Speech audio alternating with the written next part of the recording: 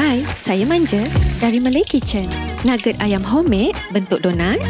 Ya, kali ni kita upgrade nugget biasa jadi bentuk donat yang kebu crispy dan rasa yang sangat sedap.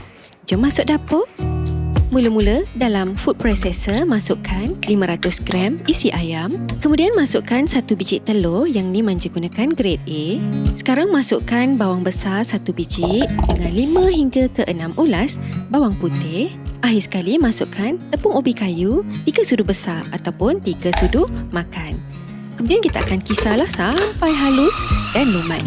Okey, dah siap. Sekarang kita tuangkan dalam mangkuk besar. Sekarang masukkan cili api sikit dengan cili besar merah.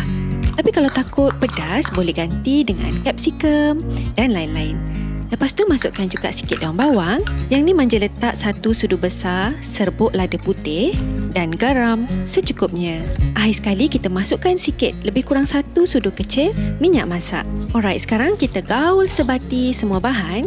Okey, sekarang Manja rasa nak letak sikit cheddar cheese. Jadi kita masukkan, kemudian sambung gaul sebati sampai rata dan sebati semua bahan. Okey, jom sekarang kita nak bentukkan donat. Sebelum tu kita celup sikit ataupun kita lumur jari jemari kita dengan minyak masak. Kemudian ambil sikit dough ayam ni, kita uli membulat. Kemudian lepelkan sikit. Lepas tu buat bentuk lubang di tengah-tengah. Dah jadi. Senang je kan?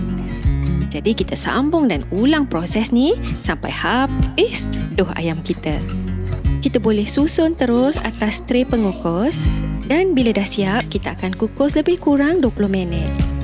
Bila dah siap, kalau kita nak frozen, kita tunggu dia sejuk sikit, kemudian boleh simpan. Tapi kalau kita nak makan terus, jadi kita gunakan tepung goreng segera. Apa-apa brand pun tak apa, bancuh dengan air. Kemudian donat ayam yang kita dah kukus tadi, celupkan dalam bancuhan tepung. Lepas tu salutkan dengan breadcrumbs. Golek-golekkan dan tekan-tekan sikit supaya breadcrumbs tadi tersalut keseluruhan. Alright, dah siap. Minyak dalam kuali pun dah panas. Jom kita mula goreng. Kita goreng ni tak ambil masa yang lama ya, sebab donat ayam kita ni dah pun masak tadi kan. Bila nampak garing kuning keemasan, okey, boleh tutup api, angkat dan toskan. Wah, inilah hasilnya donat ayam yang dah siap. Hasilnya memang nampak sangat menarik. Tapi rasa dia macam mana? Jom kita cuba. Donat ayam ni crispy kat bahagian luar.